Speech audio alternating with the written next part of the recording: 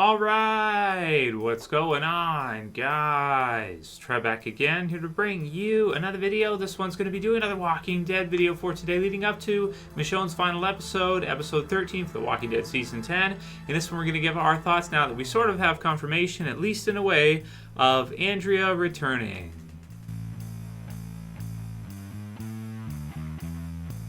Alright, and if you guys haven't seen the clip, they have released it for, I think it's the opening minutes of the episode. There's all kinds of sneak peeks and stuff, and sometimes I have trouble keeping track of which one's called which. But I'll put the link in the description so you guys can go ahead and watch it through of a flashback sequence or kind of a nightmare dream sequence of Michonne when she first kind of met Andrea from Michonne's perspective. So this one was rumored a while ago. I'm not sure how it got out or how people kind of figured this out, but I guess people theorized at some point, probably before the wintertime, that we might see Andrea return for Michonne's final episode because of the time that Michonne spent with Andrea when she first entered into the series. So it's kind of cool for Michonne fans, people that really like Michonne. Now that she's leaving, they're kind of taking us back to the beginning in the first time we encountered her and the first time we saw her, which was from Andrea's perspective, right? And I guess in this one, the way I read this is that Michonne helped Andrea at that time, right? Andrea was in trouble, and Michonne came in, and I think she killed, 2 walkers or something like that. This is going way back now, so I'm just using memory. I haven't watched the Season 2 finale in quite a while. Sometimes I'll go back and watch the older episodes if we do throwback reviews and whatnot, but I've seen them a good number of times now, and it's I don't go back every year and watch every single episode of Walking Dead. There's too many of them. We don't have time, and I'm trying to keep up with the new stuff too, so don't quote me on some of the stuff, but I think she's scrambling in the Season 2 finale, and Michonne shows up under a cloak and with the 2 walkers on was it a chain or rope or whatever she had, and then Michonne dices up the walkers to save Andrea. Well, in this clip it's kind of weird. I guess in this one, maybe it's a nightmare sequence or something like this, or a dream sequence of some kind for Michonne, similarly with what we saw kind of with Rick, where they did kind of the different dream sequences, and they had Shane and that kind of stuff, and that was brilliant the way they did that in Rick's final episode in Season 9. So it sounds like for this one they're going to do something a little bit similar, but we're going to see it from Michonne's perspective. We're going to see Andrea. You can see that she's kind of like running down, and I don't know if they use the same actress or if they use somebody else for this one. We'll probably find that out pretty soon. If you guys know already, then leave a comment, let the rest of us know whether or not they actually had her come back, or whether they just used somebody who kind of looked like her. And then part of the scene that I see, it looks like it's actually from the episode, from what they filmed back in Season 2, I think. But it's really weird in that in this, I guess, nightmare sequence or something like this, whatever this is, Michonne decides not to help her, and then you can hear all these screams and stuff like that, or something like that, unless it's someone else screaming. It's kind of tricky, right? Look at it, see what you guys think. But the way I kind of read it is that this is Michonne deciding what would have happened maybe if she didn't help Andrea and she just let her die. And unless I'm misreading it and that's someone else screaming, it doesn't seem like it. Seems like kind of in this sequence, she's kind of there. She's deciding not to help Andrea instead, and Andrea's being eaten alive or whatever. I don't know. Or maybe that's not the case. Maybe that's the cut and she's screaming and stuff. But then it's kind of the flashback sequence anyway. So let me know what you guys think about it. I mean, it's kind of hard to break it down because it's such just a little quick clip. When we actually get to see the episode through, I think it'll make more sense and it'll be in more context and we'll be able to understand it better. But how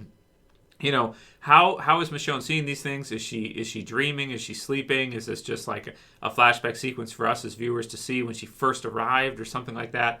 Either way, I think it is really, really cool that they're bringing Andrea back. I've always felt that it was a shame ever since Season 3, just the way things went with Andrea, her being killed off so prematurely because she was such an important character early on in the series. But, there was a lot of changes going on in the show at that time, and the current showrunner at that time decided to do it. It even sounded like it was almost a last-minute thing, or like something that was just happening. And I do remember the actress saying that she thought she would be in Walking Dead for many years after that, and that that's kind of what she was kind of planning on, and it didn't end up that way, right? So that's not what we saw. But it's cool to see her kind of come back and return for Michonne's last episode, even if they don't use the same actress. Well, you kind of want to see the same one come back, even though I know she's older now and stuff like that, and it's a flashback. But still, I don't know. Let's see how it fits in. Let's see how it looks for that. And why is she seeing this? Why is this coming to her? Is she injured like Rick was when he was getting these flashbacks? Is she poisoned or something? I thought that might make sense for Virgil. We'll see if maybe that's not the case at all. But Virgil, kind of this wimpy guy who's like really scared, and she points a sword at him, and it really seems like she could kick his ass anytime or kill him or whatever. And maybe he Dr. Jekyll poisons her at some point or something.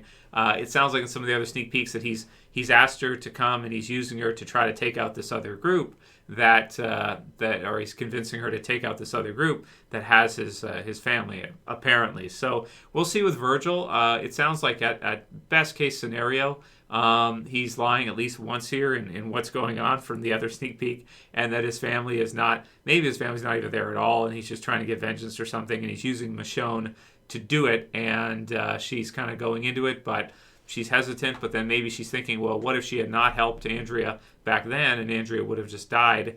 She might not have met Rick, she might not have met the others, so maybe she feels like in a way she kind of has to help him, but he seems to be pretty untrustworthy so far from what we're seeing in the sneak peeks, kind of changing his story. Once he starts changing his story in that, then it's like, oh, I just lied about this because I knew you wouldn't do this, so I did that. And it's like, well, once he starts changing his story, you pretty much know right away, like, you can't trust anything he's going to say past that. But she's already there, she needs the weapons, whatever, and she also has had good success before in helping people out and in giving places a chance, like Alexandria, giving people a chance, like trusting Rick and the others, and even when he was untrusting of her a little bit and clear in that there. And so we'll see. So it's her final episode coming up, man. I'm excited to see it. I'm really happy that in some way they're going to use Andrea for this. It's really cool. Makes me sad too, but it's going to be kind of a sad episode coming up, I think, to see Michonne leave. But it also looks like they've taken a lot of care and done a lot of planning to have it fit and make sense. And most people are saying that they think we'll see her in the movies. Most people do not think that this is the end of Michonne and that she'll be killed off. They think she's just going to basically be in the movies after this, and that's what we'll see. So I hope that's the case. Timothy Brady said that it really sucks that there's no Talking Dead on last night or on Sunday night. I was looking forward to the show after such an epic episode like last night's episode 12. Yeah, it's unfortunate, Tim, and even like season 11 is probably going to be pushed back by at least a month or two. Fear is going to have an extra break, it sounds like, or maybe be pushed back in air date as well too. They haven't said anything for World Beyond. We don't know for next weekend if they're going to do Talking Dead. Apparently Scott Gimple was supposed to be there, I think, so he might have had some updates for the Rick movies for us. And I don't know if that's canceled too, or if they're going to do it from a distance, which I think they should do. And for AMC, like, something's better than nothing, right? If you have to do, like what we do here online, do something like that, record it, and even if it's not live or whatever, and put it out there for the fans anyway. Get an interview with Gimple, do it however you do it. Nobody's going to expect it to be as good as the actual live episode would be, but you can post it out there, you can get the content out, and kind of have some fun. Just try to make it fun as best as you can, even though it's going to be a disconnected world that we're going to be entering into here in the next probably maybe few years, or at least a few months or so. If this thing doesn't go away, and right now it's not. So that's unfortunate, but what can you do?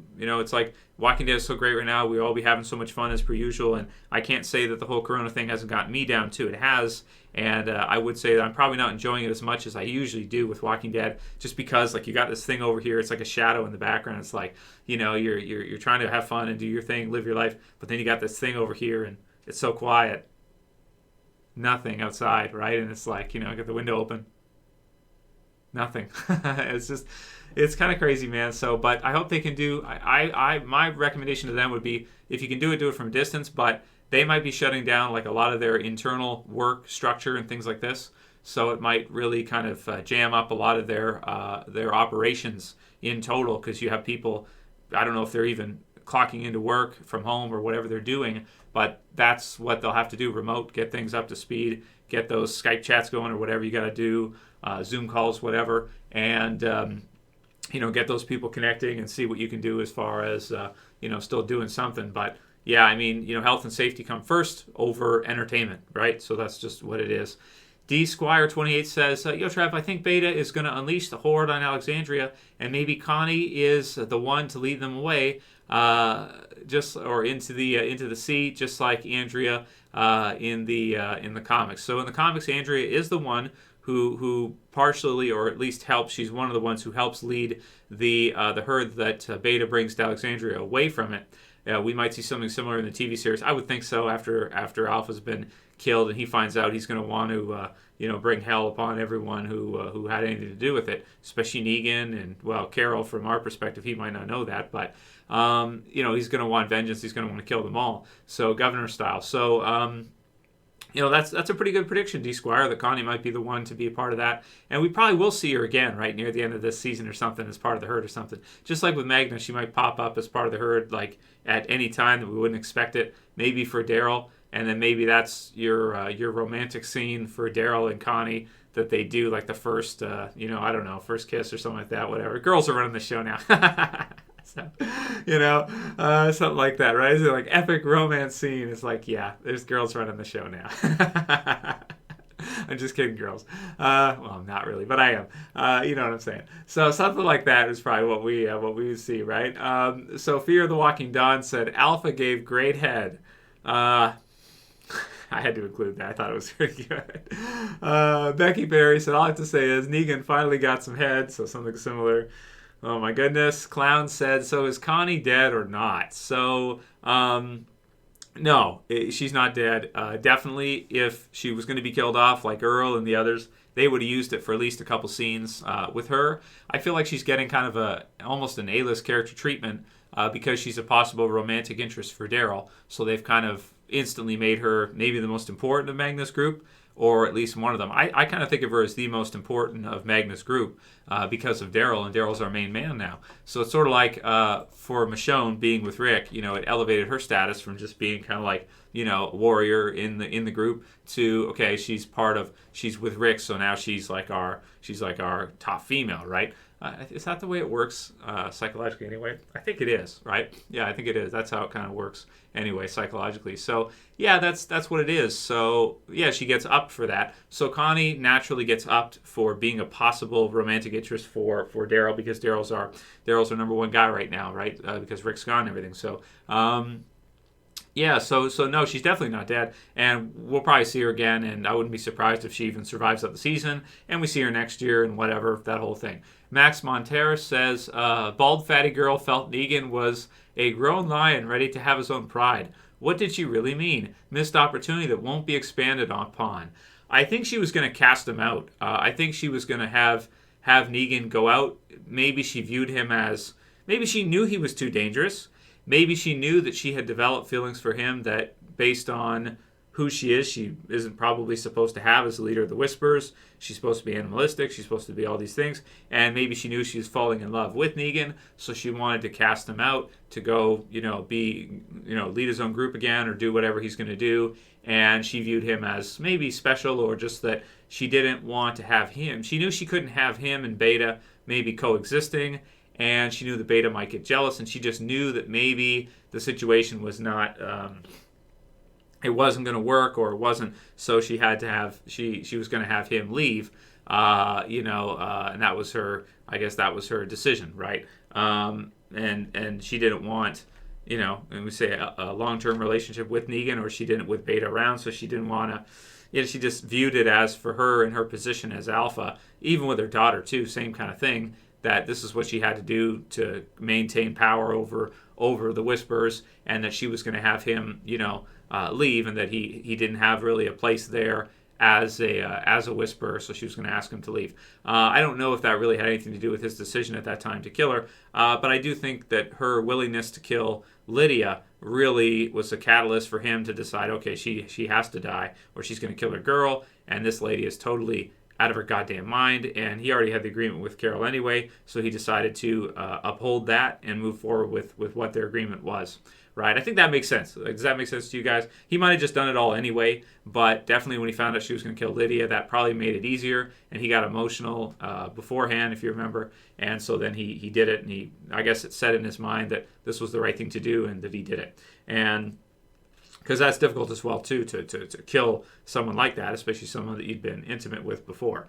For Negan, it's difficult for him to do, especially for Carol. Carol's never really done anything for Negan. It's almost like Alpha's a monster, but she was kind of more. She gave Negan, well, Carol let him go, but let him go with a task, right? So, I don't know. But that's what he decided to do anyway, so that's what it is. She was a monster, though. She probably had to be put down. It's just what it is, right? She was going to kill too many people and kill kids and stuff. That's when you got to stop it. Matt S. says, I'm really excited to see if we will get Negan versus Beta 2, or an actual Negan versus Beta fight, because last time it wasn't much of a fight. We didn't get to see it much, which I was kind of disappointed with. I'm still disappointed with that, but yeah, man, I can't wait to see that if we get to see something like that. I'd like to see Negan put on a good showing against Beta. Beta beat him, and then maybe Daryl takes out Beta after. But I wouldn't want to see Beta kill Negan, just beat him down to the point or whatever. And then maybe Daryl intervenes and Beta, dies by the end of the season or something like this. If they don't do that, I don't know, man. It's tricky. Like, if they don't kill Beta by the end of the season, then we might have to wait for next season to see him a little bit afterwards. Maybe if he loses or something, have to retreat or something. I don't know. We'll see what they do. Alkergonimo 501 says, you keep going on about male on female violence. Are we equal or not? Okay, so this is a tricky one, right? You use the word equal. This is a common political, activist moniker, I want to say, to bring equality into the conversation, which if you follow psychology and you know enough, you know that that's not the right frame for what we're talking about. What we're talking about is instincts. We're talking about drives. We're talking about a built-in psychological desire for men to protect women, right? So that's something that's there, right? It's in our society. You can see if women are threatened, men fire up right away, like a light. Okay, so are we equal in terms of women being hurt, in terms of violence from a monster like Beta? I laugh because I don't know what else to do. It's entertainment, right? So it's fictional. It's not real life. But so you got to kind of separate those two as well. And if you want to go totally flat like that and just say, well, kill either, whatever, it's what it is, it's cool, whatever. I guess so. But it just makes Beta a certain kind of monster that he'll do that against defenseless. Well, I'm going to say defenseless. They're not defenseless. They are fighters and whatnot. But it makes him a different kind of monster that he's willing to do that with no remorse and no hesitation. That just makes him different. So I did touch on that a lot in the review, but that's just the way I felt watching the episode through. I'm not saying there's anything wrong with it. I'm not saying that there's any, you have character deaths in that way. You have male character deaths, you have female character deaths, whatever. But I do think it's different when you have it at the hands of, if you look at the Beth one, the way they did it with Dawn and Beth, and it was a rivalry between the two, Carol and Alpha, and it's kind of a rivalry between the two. It is different. Okay, it's not the same psychologically for people when you have the female be the victim, right? It's not the same as it is if you have the male be the victim. And I don't know if you don't want to hear that. I don't know if you've been fed so much political rhetoric that you think that psychologically it should be the same or it is the same or whatever. It's not. Typically, men protect women and children. That's what they do. It's all throughout our history. That's what we've always done. So I take a psychological stance first before I worry about the political correctness side of things. So if you have women as victims, it's not the same as if you have men as victims. It isn't. It's sort of implicitly, psychologically given that in wartime, men will die. It's not the same to have the women die. It's tricky for us to even talk about this. But I think you get what I'm saying, and I think you're just playing dumb because and you want to bring in kind of, it depends where you want to go, what frame you want to look at it in. You're bringing in kind of the equality argument in a antagonistic way. You've flipped it on them is what you're doing. You've taken them as wanting to be empowered, and you've turned it on them to where you're using it against them to say that in a negative sense, they need to be equal in that way too, which I've seen people do quite a few times. I guess it depends on your stance and how you feel about women. I happen to like women a lot. So it's up to you how you want to feel about that. I said what I said is the truth. It's not the same as when you have a monster kill a fighting man as when you do a fighting woman. And I'll stick to my statements. So it's what it is. Are we equal in what ways? Because we're different psychologically, we're different physically, we're different emotionally, we're more interested in different things. So are we the same? Not even in the slightest. We're not psychologically the same. We don't think the same. Our minds don't work the same. Completely different. Our instincts are different. Completely different. Drives are different. Completely different psychologically. We couldn't be, it's almost as if we couldn't be more different, really. We can get into that more if you want to, but it's politically incorrect to tell the truth in this case. Sean Money says, bro, you're a top Walking Dead reviewer. That's your fault for not watching on Fridays, right? For being spoiled. Yeah, I'm sorry. I have a life too. I have a job. I have teen lead. I have all this stuff going on. It's true. It's my fault, and it gets kind of spoiled for me. But even if it wasn't on kind of early, I still have some idea based on, reviewing the comics every issue and trade and everything of where things are kind of going anyway. And so, and I kind of think it through, and I think, well, if you don't have Negan do it, then here's the problem with that. It F's up the story. He can't rejoin the survivors, so you have to stick with it. So I can path in that way and see where they're going to think, where Kang's going to go with it, because if it does that, then this. So if you have Andrea bang Shane and bang the governor, then this. You can't go the same route and have her be Rick's wife afterwards like you do, or girlfriend afterwards like you did in the comic. It changes things. So you just go through it. You just think of it in terms of like what they're going to do, and that's pretty easy to say. But is it my fault for not watching early? Yeah, that's what it is. It's cool. I still enjoy it. I have a lot of fun with you guys. I kind of know where they're going to go with a lot of things anyway. Sometimes they surprise me like Carl. Sometimes it's good surprises. Sometimes it's not good surprises. Lydia in this episode with the switch, and Lydia surviving too. When you don't have Carl there, is a bit, a lot of people thought she'd be killed off. So it's fun stuff. It's fun to do predictions and everything. But yeah, sometimes things get spoiled for me. That's kind of always been the way it is with Walking Dead. That's the way it is with media nowadays. Stuff gets out, nowadays. So, and the last one will be from 88 Keys Man, who says, Negan working for Carol equals fire. So it was awesome, yeah. I like the scene where they show their faces and Negan's like, he's just like chilling there, and then you get the head that drops, and then Carol's like, wow, it took you long enough. It's like, that's it? That's your response to it? I thought you wanted this thing so bad, and now you got it. And it's like, maybe we'll see a morbid scene of Carol, and she's like got the head, and she's like dancing around or something. I'd like to see that, actually. That makes sense, right? Doesn't it? You can't falter for it, but it's a little weird, right? You got a head in a bag. This is like Fear, right? Season 3, right? Yeah, head in a bag. And then she's going to be celebrating pretty soon, I would think.